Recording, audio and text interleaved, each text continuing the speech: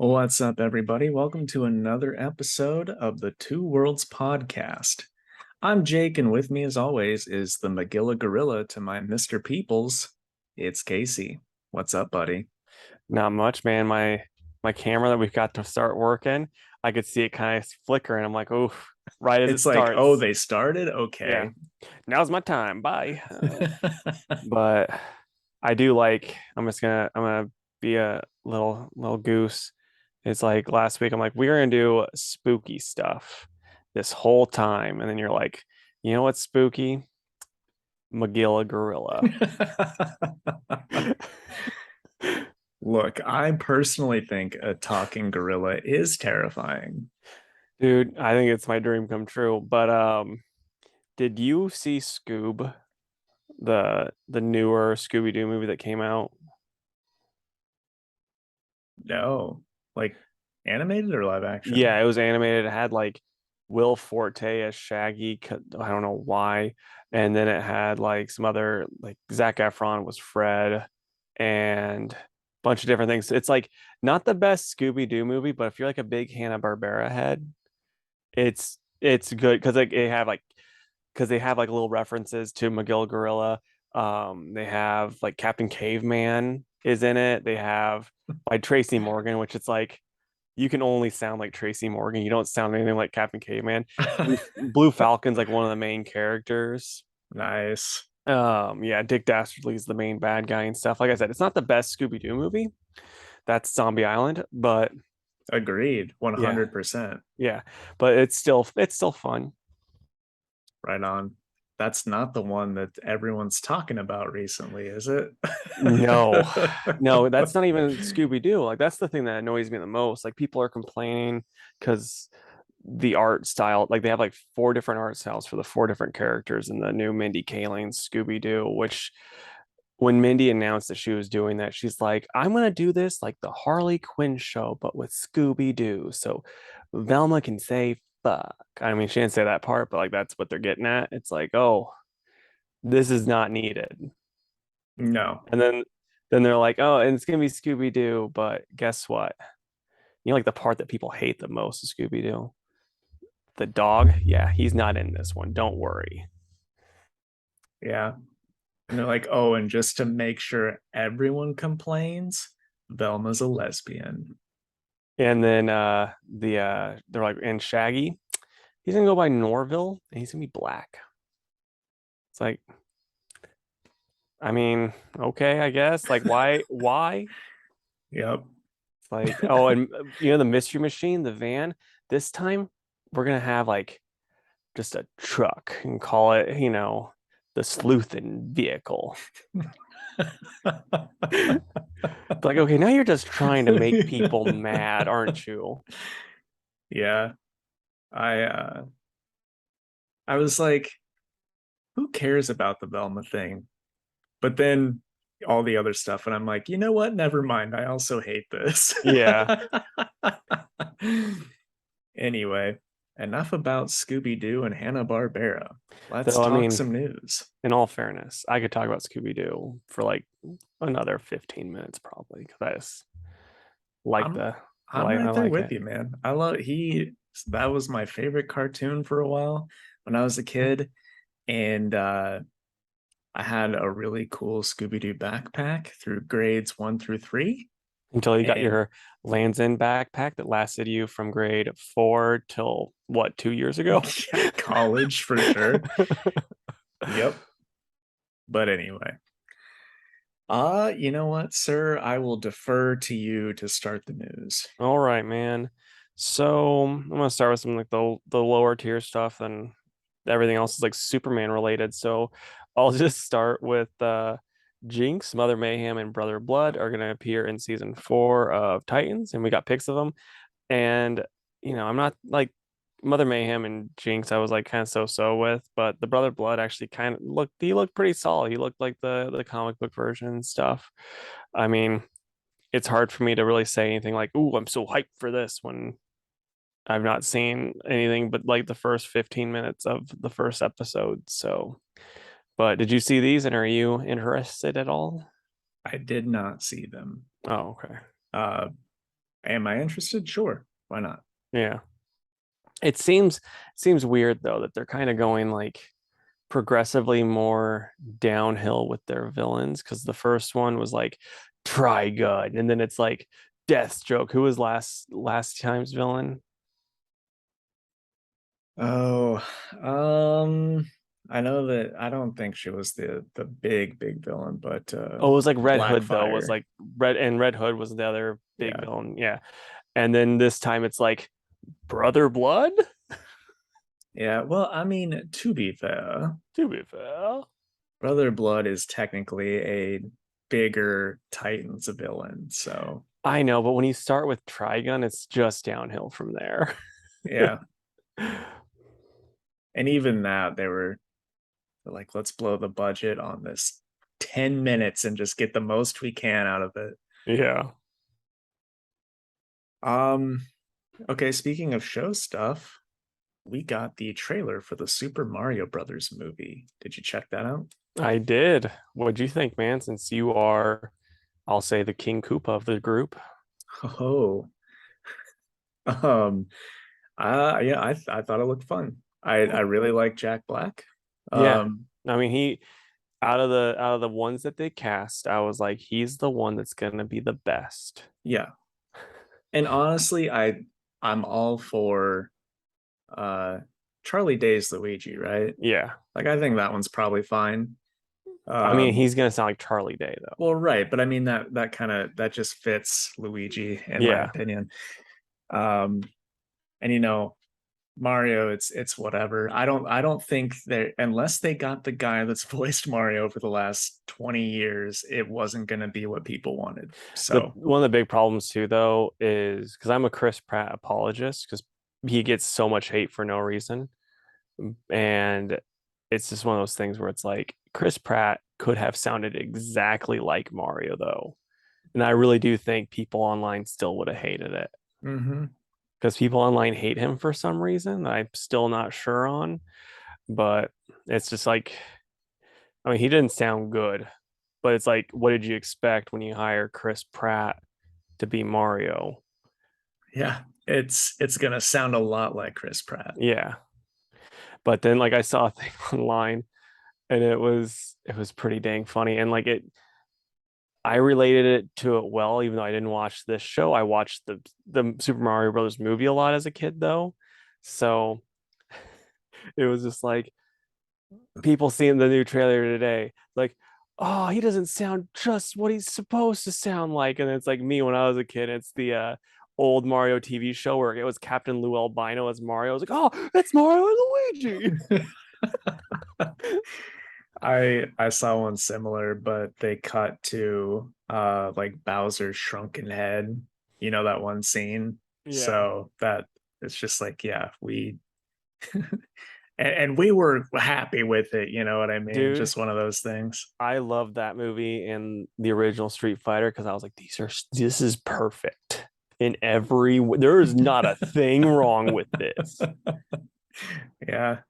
I mean, I watched a lot too, and uh like I know whenever Mike and I worked at the shop together, like he'll put the show, like the TV show up on all the time. So Yeah, because he's an older gentleman. He's like, huh, this is what I remember back when I was a kid. And we're like, okay, Grandpa. yeah, time for your pills. Yeah, I know. But anyway, yeah, I think it's probably gonna be a charming movie with like some fun Nintendo related Easter eggs in it.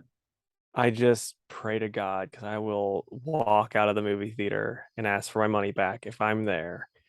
And then they have a joke about Donkey Kong smoking weed and it does the stupid Seth Rogen laugh. I I don't know, man. I think it could happen. I'm like 89% sure it's going to. Yeah. I'm gonna be so mad. Not my Donkey Kong smoking pot, smoking that No, ganja. he raps. Exactly. And He's the leader of the bunch. no rapper ever smoked weed. That's right. Anyway, moving on. So Blue Beetle, it's had some test screenings and the It's like what they're saying, like it's just like the most lukewarm sounding thing. Like it's done fairly well in the test screenings. The audience is pretty positive. That's it. Okay. I Like, mean, that's better than it being bad, I guess. yeah, it's just like, well, we like it, but don't get rid of it, Warner Brothers Discovery, like you did Batgirl, please. Right. Everyone's probably like, it's the best thing I've ever seen. Yeah. Please keep it. Oh man, we got some much awaited Spawn movie news over the this past week. So it's not just one writer, it's now a team of writers. So we've got Scott Silver, who worked on the Joker movie. We've got Malcolm Spellman, who worked on Falcon and the Winter Soldier, as well as Captain America 4.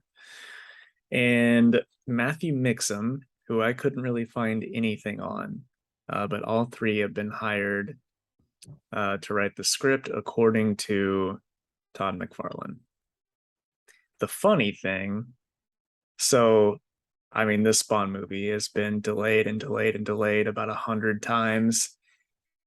The day that Todd was like, big announcement today, huge announcement. Then later he was like, announcement has been delayed until tomorrow. It's like, yep, that is absolutely perfect. Yeah. Okay. Anyway, any thoughts on that? I mean, not really. I'm not a Spawn aficionado. I always hear that the actual other Spawn movie that came out, it's actually kind of cool. And I'm like, yeah, maybe I'll watch it one of these days. I think it's on HBO Max, but it's just I know that I just did that at the wrong time. Anyway, I remember renting it from Billy Lee's back in the day, but I couldn't tell you anything about it. It's been that long since I've seen it. yeah. No, I remember Dad watching it, and I think Liz like was awake and walked in, and he's like, "You shouldn't be watching this," and I made her go back to bed. But That's I wonder why. Just violence, maybe? violence and demons and I mean we were young shitlins back then when it first True, came out. true. But so I'm gonna lump these two things together, but it's been confirmed Henry Cavill is back as Superman. He's gonna, like the for sure thing is an after credit scene, but then there's also rumors now coming out that The Rock is pushing very hard for him to get his own movie. But the thing is, in the after credit scene, it's been reported that they're going to play the John Williams score when he returns, which would be the score from the original Superman. And people are very upset because they're like, that's not the score from the Snyderverse. How dare you, good sir? And they're just throwing a fit over the music. And I'm like, that's pretty funny. Yeah, that thing that you're gonna just take with you to your grave, the Yeah. music that played during the 10-second after credit scene. It's like they're going to be really mad when it's actually Barbie Girl. I know, right? It's like, can But you guys just shut the hell up and just have fun for once in your life? no, they can't. And people are probably saying that to me when I go see Thor movies, but that's Yeah. different, and I will not be taking any further questions. So and then there's after this came out, there's rumors that Ray Fisher is going to come back as Cyborg. The one thing though is there's people that are like kind of closer that I follow to the whole Snyder stuff and Ray Fisher, like they've actually interviewed Ray and stuff, and they're saying like, yeah, there's no way he's coming back as long as Hamada's still there, and his Hamada is still technically there, so there won't be talks or anything until he's gone. His parking space has been gone, his sign for his parking space has been taken care of and all that stuff. And there's just no more Hamada, then maybe. But that's, long ways from now. So in other news, Ray Fisher not returning. Yeah. Um, so this week, the Scott Snyder and uh Francis, oh my gosh, help me out. Francisco Francavilla. Francavilla. Yeah, thank you. Sorry, it's been a long day. Their comic Night of the Ghoul came out, and it was announced Tuesday evening, I think, that that's going to get a film. Or I don't know if it's like it's just been optioned or like it's been in the works or whatever. But if you got a copy of that, then bully for you.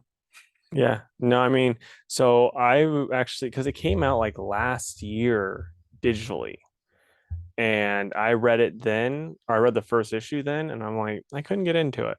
And I forgot about it. And then when I got it this time, I read it this time, I'm like, holy crap, this is awesome. So I'm like actually pretty excited for this. I it I think it's gonna actually work really well as a movie, unless like the next issue that comes out, it's like so much more stuff happens, and they're like, we're gonna continue this in 300 more issues, and I'm like, oh, this will be a terrible movie. But I don't think that's gonna happen. Yeah, I flipped through it. It didn't really catch my interest, but it obviously sold very well this week I'm because it got optioned for a movie. Yeah, I'm kind of surprised you didn't even, you didn't pick it up since you have slowly become a horror comic boy. Yeah, but I mean there's like a billion horror comics out there. I can't just pick Yeah. them all up, Yeah, but And dude, this is Snyder and Francisco Francavilla. These are two guys that you at least like. I know. And I skimmed through it and it just didn't catch me. Okay, fair enough, man. I'm just saying, I'm just saying I'm surprised. All right. I'm gonna include my last two bits of Superman, my last two Superman bits together because they kind of, go together well. But Superman, Son of Kal-El is ending at issue 18. And then it's going to be brought back with a new title called Adventures of Superman, John Kent. Still same creative team, so there's no real point, except for this. Joshua Williamson is taking over Superman in February with Jamal Campbell on the art. And I'm really excited about that. I love Joshua Williamson, as you know, not a Tom Taylor guy, as you know, and it should be a good time. How do you feel about this, man? Oh, it's bittersweet. I said just last week that I will be sad whenever Philip Kennedy Johnson leaves it, but Philip Kennedy Johnson's still on action. Joshua Williamson's taken over the Superman title. oh, okay. Well, then I misinterpreted. Never mind. It's probably going to be great then. Yeah, because I think I mean, it would have been great anyway, but because the way Philip Kennedy Johnson makes it sound, it sounds like he's got a lot of stuff planned that we're not like that. This is the way his Twitter makes it sound because like people are asking questions and he's like, can't tell you that. It's gonna be coming up much later in my run. But when like save this tweet and we'll come back to it, that type of thing. So it's like I'm gonna I'm assuming it's gonna be a year or two before he leaves at the very least. yeah, So yeah, that'll be good. And also, Jamal Campbell's an incredible artist, so that book is mhm. going to look great. Yeah, no, I'm super pumped. All right. I've got a couple more things. This first one, I saw an article about some stuff that happened at New York Comic Con over the weekend involving Peach Momoko. So Peach had, I guess, by a mile, the longest line all weekend. Not super surprising. Peach is very, very popular. Um, However, it got to be problematic with like other booths, and I guess people in line like started fighting about who was where in line. And I guess she would sign 10 books for free, and that's it. If you brought more than 10 books, you had to go to the back of the line and wait your turn again. And I'm like, fair enough. It's Yeah, insanely generous that she's doing any for 10. free, let alone 10. Because she's the hottest cover artist in comics right now. There's Yeah. no debate on that. So anyway, people are fighting. It got like really out of hand. and I think either Saturday or Sunday, uh, she like left the table. She was afraid for her safety, and she was like, "I'm canceling the rest of my appearance here," and she left Wow. because people can't stand in a fucking line and wait to get their 10 free books signed. I mean, It's for insane. it is, and I'll be honest, Peach, I know you're listening. You're one of our listeners, and 10's too many. Do Yeah. like 4. Yeah. That's a good amount because like when it gets over that amount, they're trying to hawk them. Yeah. For sure. So I don't know. It just sounded like a mess. I just wanted to bring it up to make fun of any of the absolute man children that took part in any of that. Hey, or women children, Okay, or sure. person children. Yes. Adult children. Shame on all of you. I hope that all those books you're trying to flip do not get sold. Moving on. This this is my most like exciting news of the week. So I'm gonna do it now and save the actual comic news for the comic book podcast. You know. But anyway, CD Projekt Red, who makes the Witcher games, gave us some info on a few new projects. So the first one is called Project Canis Majoris, and they say that this is a full-fledged Witcher game separate to the new Witcher saga that's starting in Project Polaris, and it will be developed by an external studio headed by experienced developers who have worked on past Witcher games. That's exciting. Uh, Codename Polaris is the next actual installment in the Witcher series, and it's going to be a brand new trilogy of Witcher games. We don't know what that's going to be, but a brand new trilogy is very, very exciting. And finally, Project Sirius.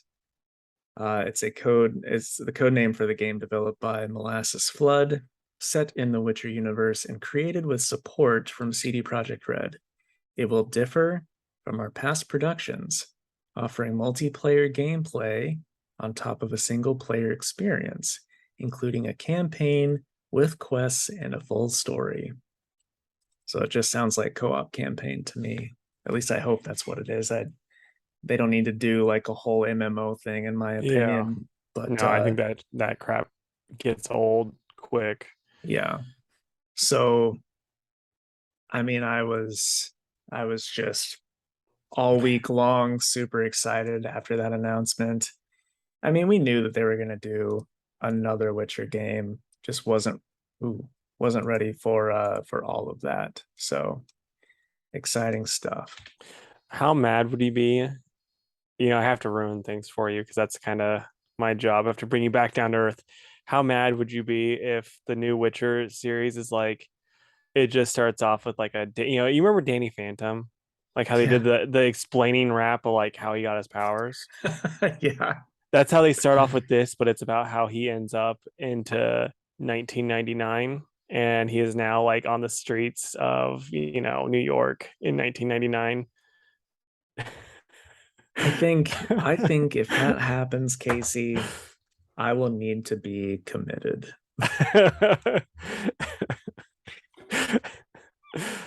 But It's like anyway, what would be really funny is like if they either have it's like half of that happens, like he does end up in 99 in New York, but they don't have the rap, or if they have the rap that just explains it's like the same people who do the Danny Phantom song, but it's about Geralt. I will take that over 1999 in New York any day. Dude, I would absolutely love that. I wish they would do more songs like the Danny Phantom song because it's so hilarious. I am hoping that multiplayer game is fun and you and your friends can go around as your customized witchers and just hunt monsters together. Be Yeah. so fun. Yeah, I'm gonna say this though, because I'm very much a pessimist, and this is me being serious. The first one's probably gonna suck. They're not gonna get things right. The second one that comes out that's gonna have the multiplayer stuff, it'll probably be better. Yeah, I mean, a lot of people are hating on him for Cyberpunk, which, I get it. You paid for a game and the game was rushed and it didn't work.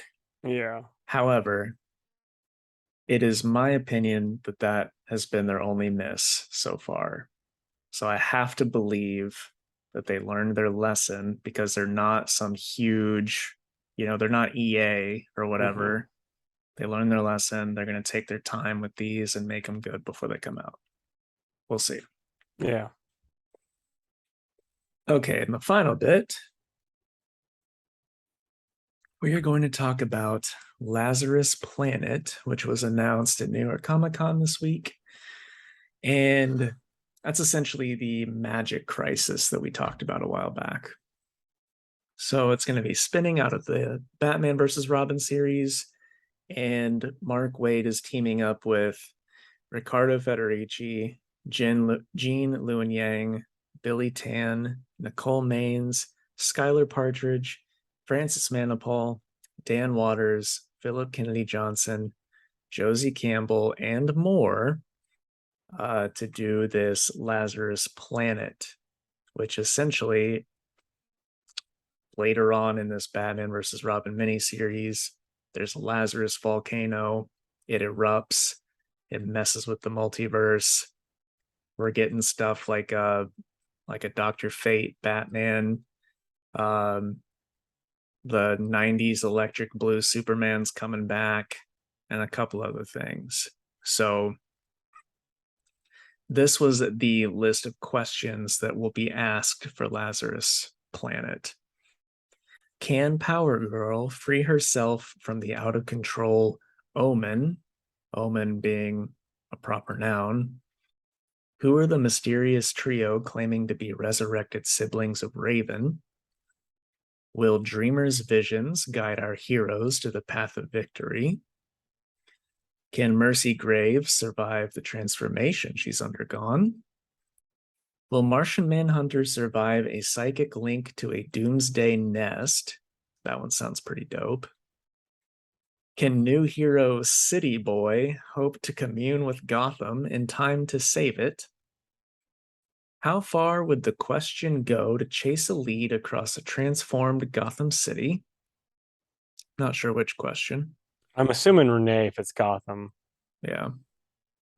Will the flame of Firestorm burn out yet another horrific host? What does DC's Monkey Prince have to do with all of this? It's like we're asking because we have no clue. I know, right? How can we work him in here?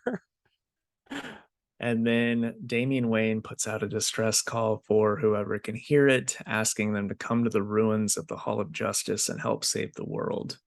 Blue Beetle, Power Girl, Cyborg, Batman, and more answer the call. But what could the fate of all life as we know it? But why could the fate of all life as we know it rest in the hands of ... Monkey Prince? I don't know. Okay, so when you said Omen with the Power Girl thing, and I was like, that sounds like a character because I remember that name. And it is. It's the Teen Titans Lilith Oh, because her she was okay. also known as Omen. Had a cool darn costume. Yeah, So, I remember that. I read her briefly in like New 52 or something. oh really? I forgot that she was in New 52. Last I remember her was when Jeff Johns brought her back as a zombie. Hmm. Well, maybe I'm mistaken, but I've definitely seen that cool cloak before. Yeah. Yeah, no. Yeah. She was in Red Hood and the Outlaws for a Oh, little okay. bit. See, I didn't read that. Yeah, I know. You're better off for it. But anyway, I think some of that sounds really fun. Some of it I'm like, okay. But Dude, with that creative team though, you could have been like they could have been like, oh, like the Batman who laughs. Will they have the sucker that he wants from the store? I guess you'll have to find out. I'd be like, this is gonna be pretty cool. I know, right? So looking forward to all of that. And I'm just glad that Mark Waid is heavily involved in DC again. Yeah, it just took Dan Didio being kicked out. Yep. Which no one's complaining about. Nope. Okay. Um, yeah, that's the end of the news. So we'll take our ad break and come back and talk some comics. So we'll be right back. All right, man. What are we discussing today? Well, you sent me a picture of a thing you got. Like, there's like a couple things that I want to talk about, but you sent me a picture of that one thing that you were gifted, and I want you to talk about that. But I need to find a thing I saw on Reddit that I just want to read to you because it's had me laughing. Okay, here it is. So from the Weezer Reddit page. Okay, so someone posted, my boyfriend would rather watch Weezer concert clips than feel my boobs. I'm in his bathroom. I'm right now crying and typing this up because we had a huge fight over his Weezer obsession. He's always said he loves Rivers Cuomo more than me. I always thought it was a joke, but I'm starting to think it wasn't. I'm posting this here because every time I'm with him, he checks the Weezer subreddit like 5+ times minimum during our dates, and I hope this is a wake up call. Just last week, he spent all the money he set aside for our dates on multiple Weezer vinyls. All we did for our date was sit in his room and listen to the Weezer vinyls for hours, even though I was begging for him to stop after playing Can't Stop Partying featuring Lil Wayne, especially nonstop. Then someone in the comment section is like, I didn't know I had a girlfriend. Dude, like some of that sounds very real and some of that sounds very not real. Yeah, like a Weezer, like that hardcore of a Weezer fan, getting the chance to touch boobs. Oh, that is so funny though. It's like of all the bands, Weezer. Yeah.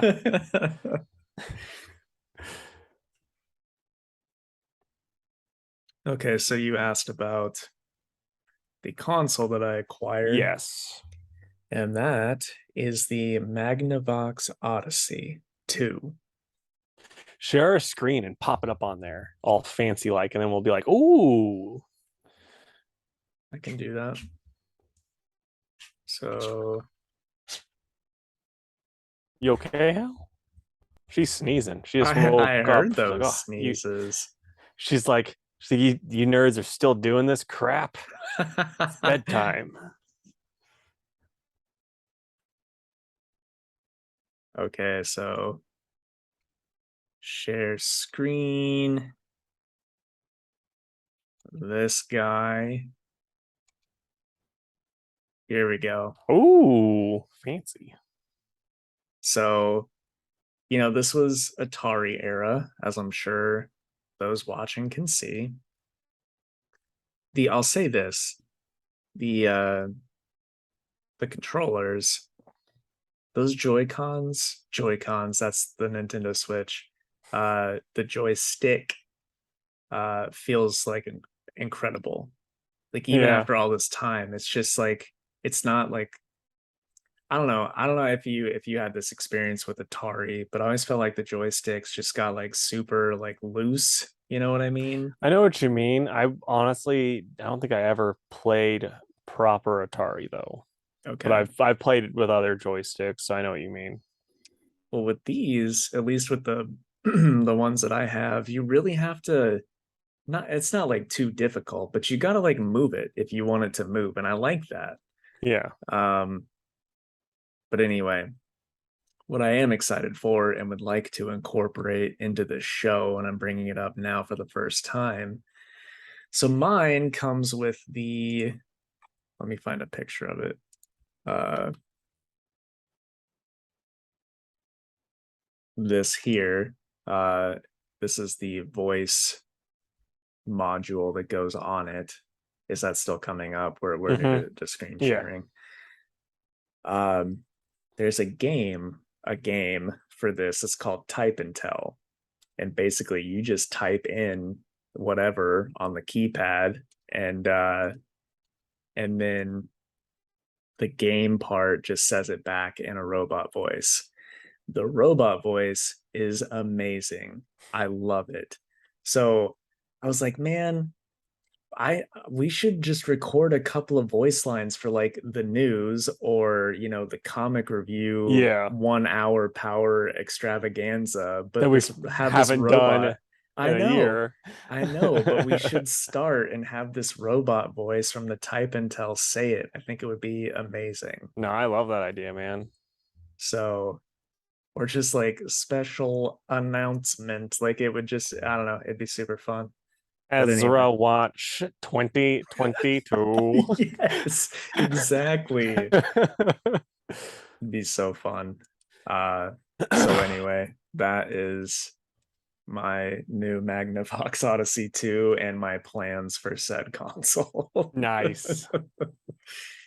um, yeah, I'm definitely looking forward to playing some of the games on there. There's one in particular called Pickaxe Pete, and it's like a platformer. And Pickaxe Pete breaks boulders, but with each boulder, the pickaxe will break after so many, and you got to pick up more and stuff like that. It's just, I mean, it looks awful, but like in the best way possible. Dude, just think in an alternate reality, we would have a Pickaxe Pete, animated movie coming out this year starring Chris Hemsworth, and everyone's going, that Australian can't do a Pickaxe Pete Oh voice. Like, what man. the hell? Just go with your original voice. That's the reality I want to live in. So, dude, I know we say this all the time, but one of these days when we do our Twitch stream for retro games, we gotta play the Magnavox Odyssey 2. I'm all about it. Was there a Magnavox Iliad? Was that before the Odyssey, or That's a great question. dude, I was just making a stupid joke. No. There was another console. Obviously it wasn't the Iliad, but of course now I'm not going to be able to find it. The only thing coming up is Magnavox vintage record players. That was the first console. Yeah.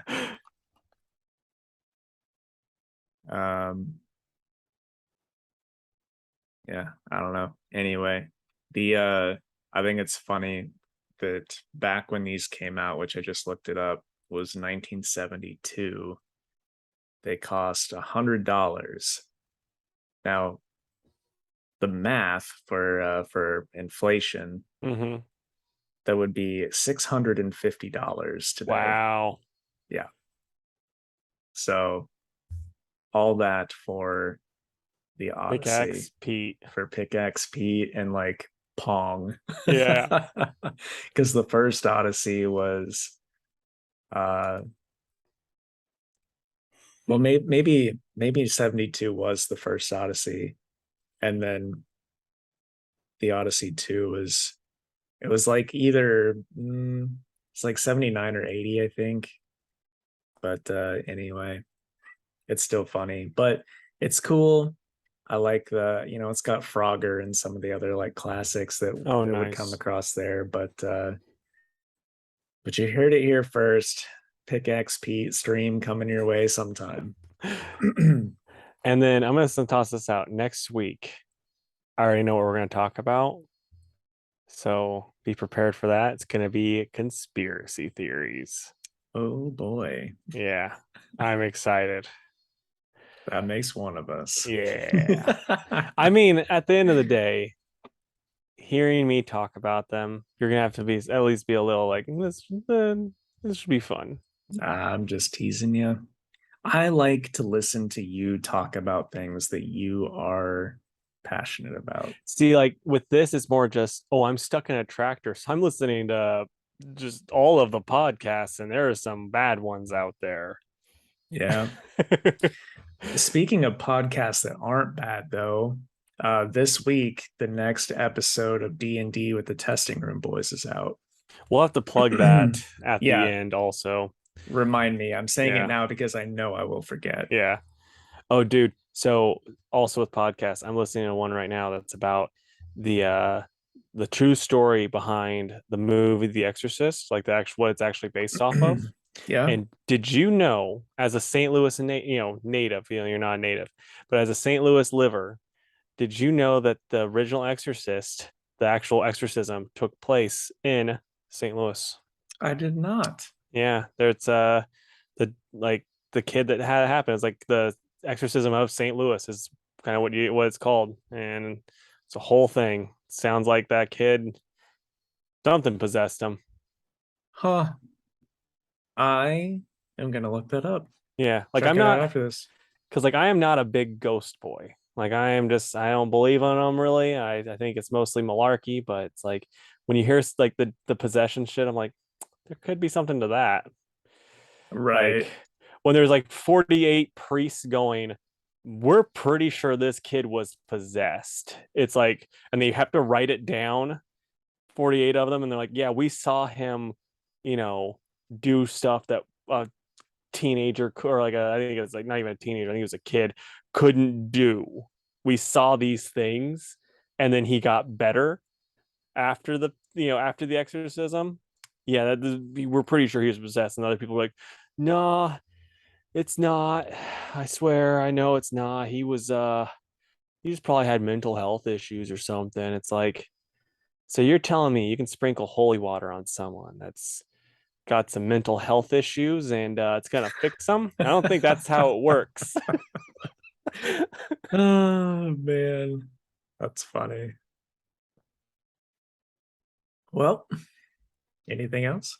No, man, it's just I was like, I need to see if Jake's heard about that or not because it's like, yeah, I think it's it's cool though. it's pretty wild, yeah. And like the story and this all the stuff that happens, it's like, yeah, there's still vomiting. Like I've not seen The Exorcist, but I know there's a lot of throw up. There's still like that happened. It's just not to the extent that happened in the movie, but it's like a lot of other stuff, it's like sounded a little bit more intense because there's multiple exorcisms throughout and whatnot, and it's crazy. Like that's a thing that I'm like, it sounds cool. I want to watch it, but I know it's gonna give me nightmares. See, it's like I've heard mixed things because like I've heard the Exorcist, the original one hasn't aged super well, so it might not be too bad. Could still, you could be like, why would he say it's not too bad as you're like hiding under the covers?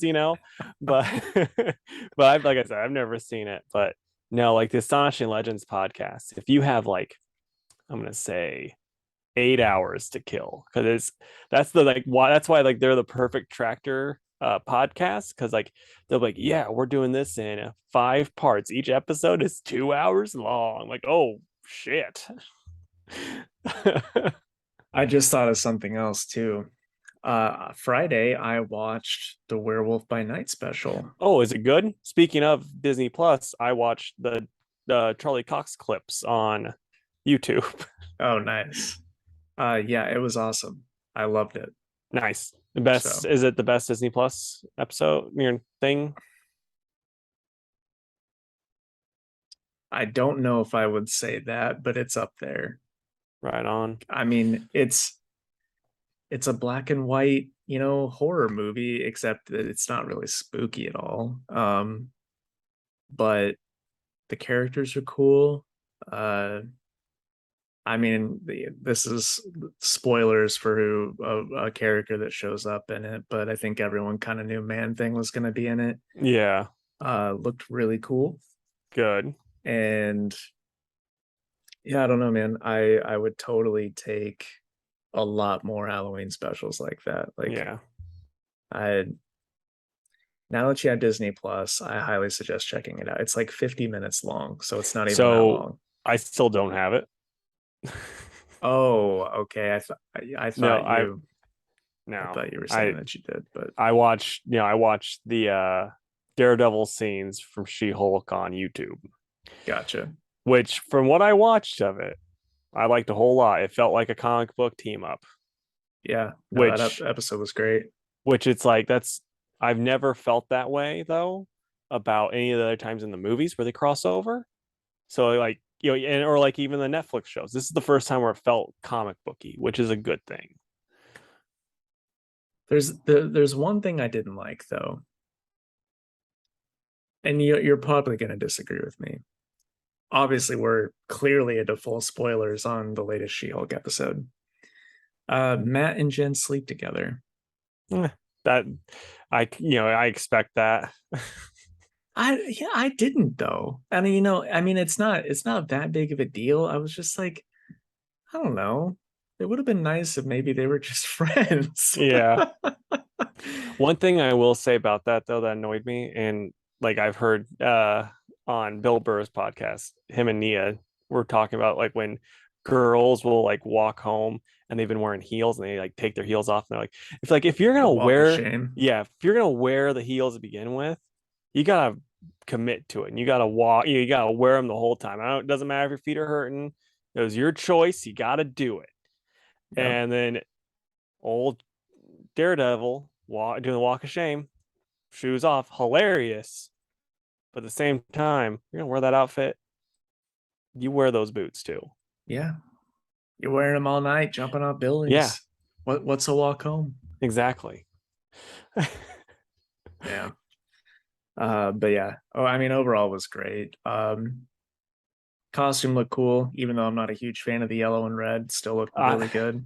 I was so on the costume, if I'm being honest. But nerds online have been like, because he says, oh, he made some costumes for me. So that's like nerds online are like, oh well, they put all the different costumes. What if they do your favorite Daredevil costume? They won't. Nobody Dude, likes that one but me. that one's like, it seems like it's getting a renaissance because like you see new toys made of it, you see new artwork of people doing it. I bet it's gonna be, at least once. I mean, I would love it. I would Yeah, love it. I mean, it is a '90s look, but it still looks pretty cool. Like it's still not like, I like the old school yellow Daredevil suit, but I didn't really like this one. I think they tried to like make it work, and it just didn't. And to me, it didn't really work that well. But the regular Daredevil costume, the one, it's like, oh yeah, there's a reason why this has lasted for forever because it just looks great. Yeah, for sure. And I'm sure that that's the one that we'll get. They'll just make the yellow parts red and call it good. Yeah, But yeah, anyway, check out Werewolf by Night. yeah. Okay. Welcome back, folks. Casey and I talk about a lot of fun things on our YouTube segment this week. I give my thoughts on the Werewolf by Night Halloween special on Disney Plus. Casey and I talk about the latest episode of She-Hulk. Um, I talk about some upcoming plans involving a Magnavox Odyssey 2. And what else was there, Casey? Oh, you're gonna do the Magnavox Odyssey 2 voice. Well, right. And I But and I talked about exorcisms. exorcisms, We yes, did a brief little like what we're going to talk about next time, which is, something that you got to listen to on YouTube. But hey, absolutely. if you don't want to do all, like, I don't have the time to go to youtube.com/ two worlds podcast or whatever their thing is. Casey doesn't know. And if, I don't have time for all that, I just wish that they'd, come on over and Jake would type it all in on his Magnavox Odyssey 2 on the voice and have the thing say exactly what they said to me. Well, if you want that, all you have to do is like and subscribe on YouTube and leave a comment says this is exactly what I want. Come on over, Jake, and then put your address there. And he'll be there. Yep, he will. Okay, man. Well, after that, what did you read this week? Okay, so I read Golden Rage issue 3. Yeah. Night of the Ghoul. Dark Crisis 5 of 7. Ginny Zero number 4. Dark Ride number 1. The Hulk number 9. And Batman 128. What about you? I read Leonide the Vampire, number one. Or no, that was a one shot. Uh, Still uh number one. Still, well, this one isn't because Dark Horse is wonderful and just puts one shot up where the number would be. Oh, nice. So it's a number one shot. Yes. Unbreakable Red Sonja, number one. Sword of Azrael, number three. Jane Foster and the Mighty Thor, number five. And Batman 128. This is a weird week, man. We only got one thing in common. I know. Well, I'm just gonna start with Golden Rage, Chrissy Williams, Lauren Knight. If you've enjoyed me talking about this, I have some bad news. This is my last time talking about this book. Um, Again, the art in it's fine. The story itself, it's fine. It's weird though, because there's this character that's introduced.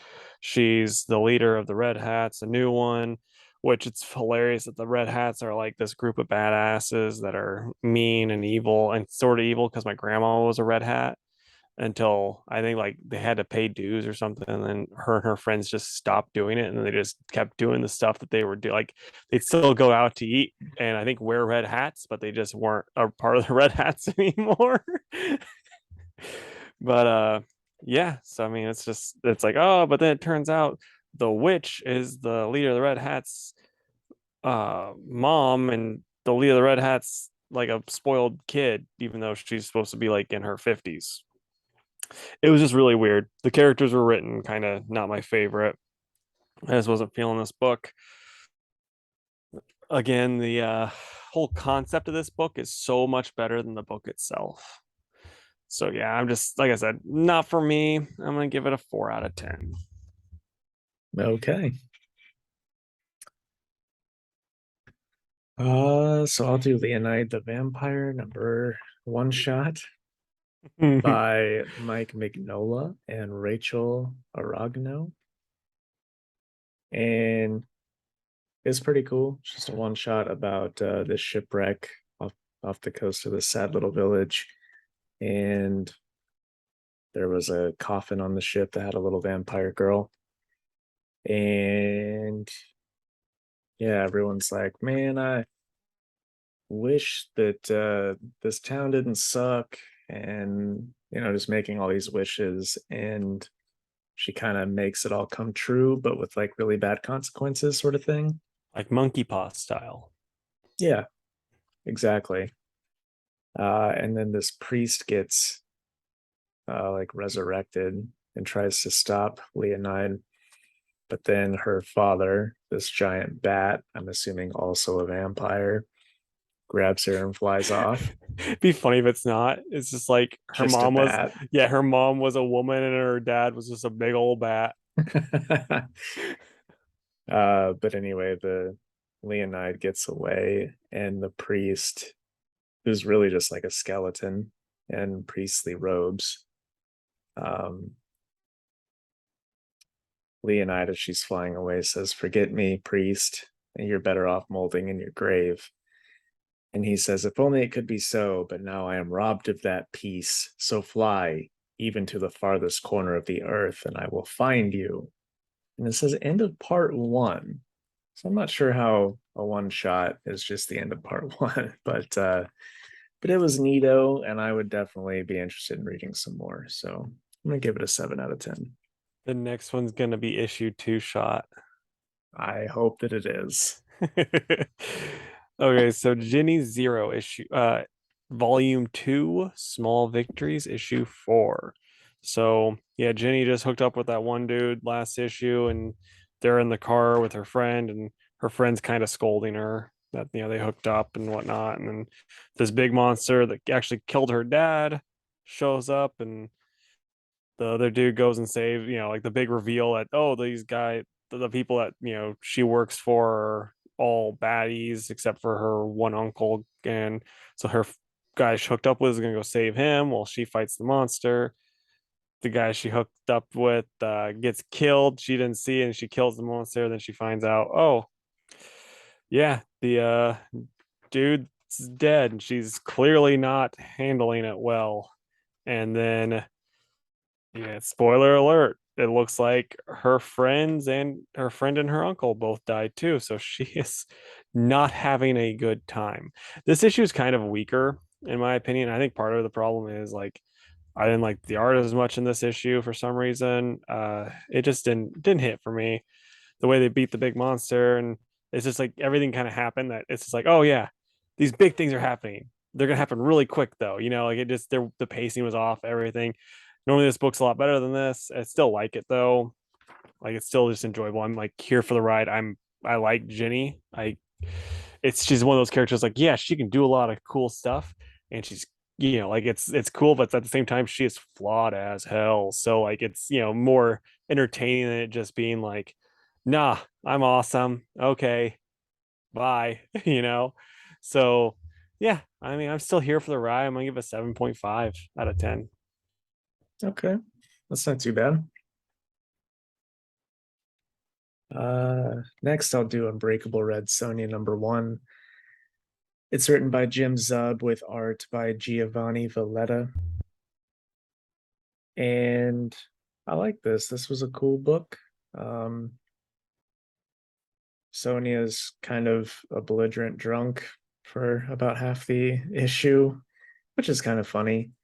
But uh, her wallet, if you will, gets stolen by a street urchin, and Sonia's chasing that urchin through the street, catches them up on a roof, and then this big old monster thing shows up out of nowhere. So Sonia fights it, and the street urchin's like, "Wow, I'm really impressed. That was pretty cool."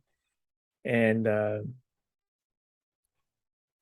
and Sonia calls, I don't know what she calls the little thief or something like that. And the urchin says, "Stop calling me that.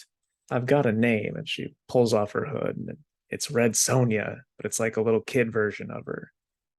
So it says next, "She double with the sword," which I thought was kind of funny. So I don't know if there's like some time travel stuff going on, but I do want to point out the ridiculously cool cover It is awesome. by Lucio They, Perillo. if it's a Conan or a Red Sonja book, they just go hard as hell on the covers. They do. They're always knockouts. It's like that TikTok Levi sent us with the GoldenEye soundtrack. Yep. It's just like they just go way too hard on those. And I'm here for it. So yeah, this was a really good first issue. And we'll definitely be continuing this series, especially because Jim Zub, this is like his wheelhouse for sure. So I'm gonna give it an 8 out of 10. Right on. Okay, so I'm gonna go with Dark Ride next by Joshua Williamson and Andrea Bresson on the art. And I was let down, not gonna lie. I love Josh Williamson so much, so I had really, really high hopes. This is about this kid. It's like he goes to this old amusement park. He gets a job there, and he's low man on the totem pole, but he doesn't care. He's so happy to be working here. He's obsessed with this place, and he meets up with the like even the owner's kid and stuff, and he loses his name tag though, so he goes back, and then it looks like he gets kind of taken by this devil roller coaster and then gets eaten alive by demons is the way it looks like it how it ends. So we'll see what happens there. But yeah, I mean the story itself is just not a lot like outside of that, not much was like nothing really was too interesting. Like the other characters in it, I'm like, oh, I don't care about them yet. We'll see how that goes. I mean, I'm still gonna probably be picking it up for a good bit. I mean, I read Golden Rage for 3 issues. This has got Joshua Williamson's name on it, so like, yeah, I should give it, longer than just the first issue. But yeah, not really, biting my toes yet, as they say. So I'm gonna probably give it a 6 out of 10. Perfectly So fine. so it's definitely more than one issue. Yeah. Right on. I wasn't sure. Yeah, I think it's gonna be like a new mini ongoing type thing, like he used to nail biter type of Right. type of guy. Okay, Jane Foster and the Mighty Thor #5. This is the final issue. It's written by Torrin Groenbeck with art by Michael Dowling. Uh, it was okay. Really, this book started off a lot stronger than it ended, but whatever. Jane and Thor kind of figure out their nightmare land that they're in, uh, and come back and have to fight Ares, who is like the overall big bad, pulling all the strings here. And, spoiler alert, Jane and Thor win the day. They Like, whoop Ares' ass. spoiler alert, Ares killed both of them. That would have been wild. He's the new Thor. And yeah, then at the end, Jane and Thor just have a nice little heart to heart in Asgard out on some steps, and that's where it ends. But it says Runa, who is the Valkyrie, is going to return in an upcoming Thor issue. That's written by Torrin Groenbeck, but drawn by Nick Klein. So I don't know if that's going to be like a guest issue or guest arc in the Thor book. Um, but anyway, it sounds like it'll be pretty cool. He says when Thor needs help recovering his kidnapped younger sister from realms so deep into hell that even Sif cannot see them, he calls on the aid of the only ally who has traveled there before, back in the days of King Bor. And then, just looks like a Thor and Runa fighting some undead, like Draugr zombie type Asgardians. So that should be all Yeah, sorts of fun. yeah. I don't think there's a way to complain about that. Yeah. So looking forward to that. But yeah, this thing is fine. It was just totally completely average. So give it a 7 out of 10. Right on. Okay, so next up for me is Hulk #9, and this is the start of Hulk Planet. This is by Donna Cates and Ryan Otley. And it starts with Bruce doing a therapy session with Doc Samson, but then it turns out that therapy session is all in his head, like everything else on Warship Banner and or Warship Hulk. And then how funny would that be if it was Warship Banner, where like a bunch of little Hulks are in him, like piloting him instead? But so yeah, then he lands on this new planet, and it's all like Hulk like. He gets attacked by all these monsters, and this lady shows up, and she's like, Bruce Banner, do not be afraid. My name is Monolith. Welcome home. And that's how it ends. So I enjoyed it. It's a pretty fun issue. It's interesting, kind of throws in new ideas. And I just love the Hulk. You know, big meaty men, sign me up. Uh, so I'm going to give it a 8.5 out of 10. That might be the title this week. Okay. Next for me is Sword of Azrael #3. And it's written by Dan Waters. And art is done by, oh boy, Nicola Sismezija. Hopefully I pronounced that right. I Um, I need to text Wukosh that person's name and have him tell us how to say it. So then, since he's Polish, he should know. I know. He's our resident Pole. Yeah. Okay. I was like, wait, that doesn't sound right. Anyway, so Azrael goes down into this big like sinkhole looking thing. And John Paul lets Azrael kind of take the lead here because it's needed when fighting things. And he comes across the spirit of Saint Dumas, which is pretty neat. Uh, and it turns out this big sinkhole thing is actually where the order like originated, and was like experimenting and creating their Azraels and stuff like that. But then this huge monster that is living there now comes out, this big demonic looking guy. I'll try to find a cool picture because I'm sure Casey would think he looks pretty neato. Here we go. No, that's Oh wow, that is cool. yeah. He's a big old boy too, huh? He is a big old boy. So he and Azrael have a really cool fight for a couple of pages, and kind of ends with Azrael getting knocked on his butt, and the guy, this big guy, is called the Satan, um, is like trying to take his heart, and that's it's a to be continued thing. But man, this book is just so cool. It's like I'm so glad that Dan Waters gets to write this because not only did Azrael need this book to like kind of be cooler than he already was, but Jake also needed this book because this is just the coolest book. Um, so I have no complaints about this week. It'll be a 10 out of 10 and definitely my pick of the week. Right on, man. Okay, so next up for me, Scott Snyder and Francisco Francovilla's Night of the Ghoul, which I hear is going to be made into a movie. Good thing I got my hands on this little bad boy. But they this father son are going to this like old folks home to talk to this old dude that made a movie. The dude's all burnt up and ugly, and the dad has like pieces of the film that are left, like that survived the fire basically.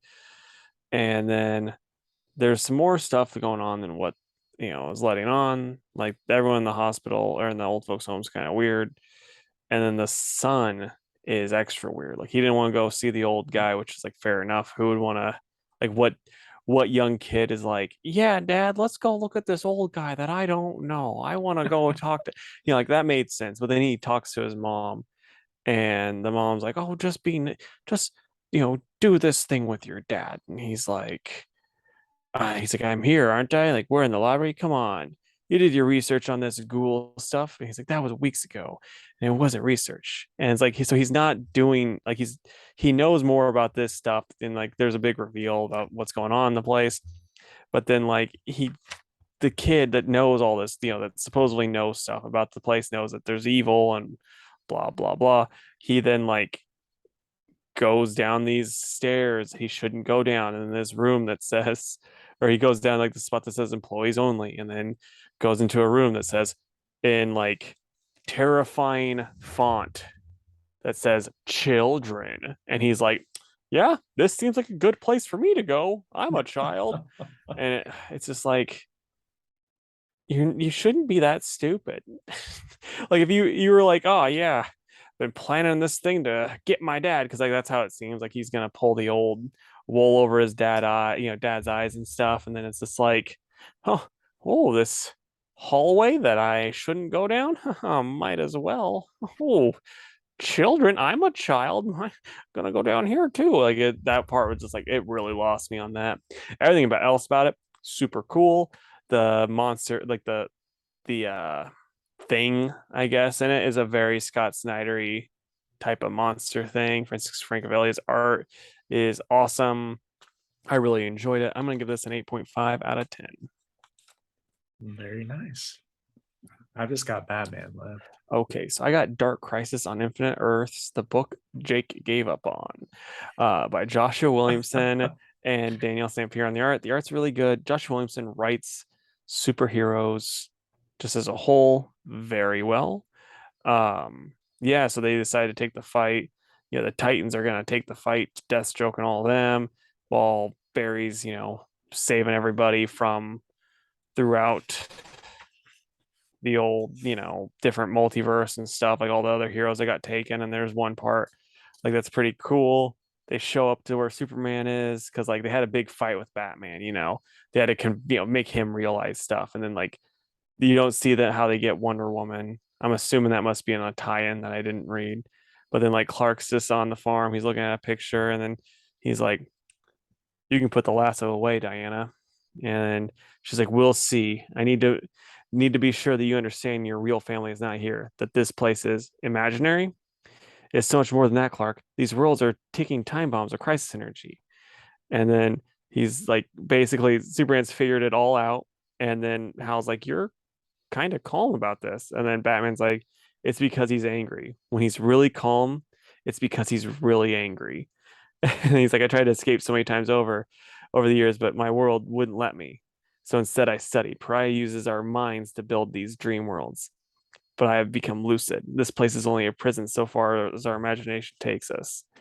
Pariah thought he could keep me trapped, giving me a happily ever after with my family. He thought that would be enough, but it was still a world without the Justice League. And then like transforms into this guy. Ooh. So I'm like, I'm pretty hyped for this. It's gonna be pretty rad. And so next time, get all of the darkness villains gonna be going against the Titans and the Justice League. Should be pretty cool. This is like, again, this is a crisis book, so it's like, oh yeah, it's not the best thing in the world, but it's still pretty dope. So I'm gonna give it a 9 out of 10. I liked it a lot. Probably my pick of the week. Nice, man. All right, which leaves us with our final book, our only mutual, Yep. which is Batman 128, written by Chip Zdarsky, with art by Jorge Jimenez. So I'm a bit torn on this because I love seeing the Justice League in this book. However, I think it's stupid that Failsafe is as strong as he is. Yep. It's one of So, those things that it doesn't make sense. And this is one of the problems with the whole like Batman could beat Superman at any time because of kryptonite or he's got plans and blah blah. It's like if this is true, which it shouldn't be, Lex would have killed Superman. That's all there is to it. And so like yeah, the failsafe is just beating them all in it. I wasn't a fan of this. I'm not a real big fan of these type of stories. Also, if I'm buying a Batman book, I don't want a Justice League book. The art in it is very good though. And then the way it ends, where they're like, fail safe took over Gotham. It's like, why? Why another person? This is the third person and three out of four writers that were like, we need someone to take over Gotham. I'm tired of it. yeah. Um, yeah. I mean, where I'm at with this now, it's like I'm just accepting the fact that it's stupid. And I'm just gonna try to enjoy the art and hopefully there's at least some like fun fights or the Justice League does some cool stuff and maybe the next arc will be better. Yeah, that's about where I'm at. I'll be honest, I'm probably at a 3. I was just really let down. That's mostly for the art because it's like Zdarsky's better than this. I don't know what he's doing. Yeah, you're much lower than me. I'm at like a 6.5. Yeah, I don't know. I was just like, boy, it's I don't know. It's just like this. It's like, yeah, this guy he can move planets. This other guy can move planets and shapeshift. This girl's got a magic mace that's made of metal that can, break magic. Oh, this guy shoots arrows. He's gonna be the one that lasts the longest. It's like, what? Yeah. And also, Superman is not dumb. He's not going to just blindly chase fail safe and then get stabbed in the gut with kryptonite. It's just And not going to happen. and I always hate that type of stuff too, because it's like Superman, he's not flash fast, but he's all right up there. So it's like Batman's like, I made this thing super fast too. It's like how? I just used the speed force and I did it. It's like that doesn't make any sense. It's comics. It's like, are you the writer now? Yep. So anyway, what are you excited for this week, man? Oh man, I'm gonna pull up my text to you because that'll help. But I know like Godzilla's coming out, but I'm not excited for that because it's not the good one. It's the child one, and I'm not a child. But I'm gonna say Daredevil, do a power bomb, and Ghost Rider. What about you? Batman versus Robin, Batman Incorporated, and Star Wars Visions. Nice. That's the Star Wars and Vision crossover. No, it's like a black and white manga style Star Wars book. Should be cool. Nice. Who's doing that? Like, do you have like a character that's gonna be about it, at all too? I I honestly don't know. I don't know the plot or anything like that. I know that it's black and white. Oh, it's written and drawn by Takashi Okazaki, who did Afro Samurai. Oh, okay, cool. So he did one of the Star Wars Visions episodes, which was that anime Star Wars show. But oh, here it is. It's about the Ronin. So it's Star Wars infused with feudal Japan mythology. I mean, Ahsoka's got to be the Ronin, right? Because that's basically what she became anyway, as far as like how I understood the continuity. No, I know it's a guy that has a red lightsaber. That's like the only color in the book is the red Oh, okay. saber. So it's like very much not in canon. So, I gotcha, man. but it looks fun. So Yeah, right on, dude. Okay, so Fantastic Four time. I didn't write this down, but you kind of know where it's going. Give me four creators for, let's go with Green Lantern that you would want to see, you know, work towards a Green Lantern movie. well, you had written the Flash, so Huh? you wrote down Oh, I did. Flash. Okay, then Yeah. just do Flash. See, I didn't know I Okay. wrote. I forgot that I wrote it down, so I was like, I didn't write one down. I was like, oh man, but I already had answers. Um, I'm gonna go with Mark Wade. You already use him. I'm gonna go with Jeff Johns Okay. because that was actually pretty early on in my comics reading because Casey let me borrow Jeff's Flash trades and they were so good. They are. I mean, he was early on in my comic reading too, so but he is not on my list. He's gonna be on my probably Green Lantern one instead. Ah, fair enough. I'm gonna say Francis Manapul. He's a really good Flash artist. Um, I don't think I've used Williamson, Yeah, I don't think so. so I'll use Williamson here, and then I'll do William Mesner Loebs, who uh I think it was Mark Wade's run that he was like the artist for a lot of that. So just kind of an iconic Flash look. Right And on. those are my answers. Okay. So for me, I'm gonna go with Josh Williamson and Jeremy Adams. They're the last two really good Flash writers that they've done a bang up job on the character. And then I'm trying to find the artist for Jeff Johns' run because that's who I'd probably go with. Actually, I am going to go Jeff Johns for this because I wasn't a big fan of his Green Lantern. I don't really want like, oh, my Green Lantern movie is gonna have all of the different rings fighting each other. I don't want that. So I'm gonna do that. And I'm also gonna do Scott Collins because his art for when he was working with Jeff Johns is pretty good. But yeah, man, I think it's time for the plug. So plug me up. Plug me up, Daddy. Dude, okay, Oh, That Yeah, that reminds was not me. great. Go ahead. That reminds me. There on AEW, there's these guys called the Acclaimed, and they started doing scissor parties where they just, they do this, and then like Billy Gunn, who used to be an ass man, that was his whole gimmick in WWE. He's now like in AEW, and so like they'll come out with him, and then they'll be like scissory daddy ass, and then like just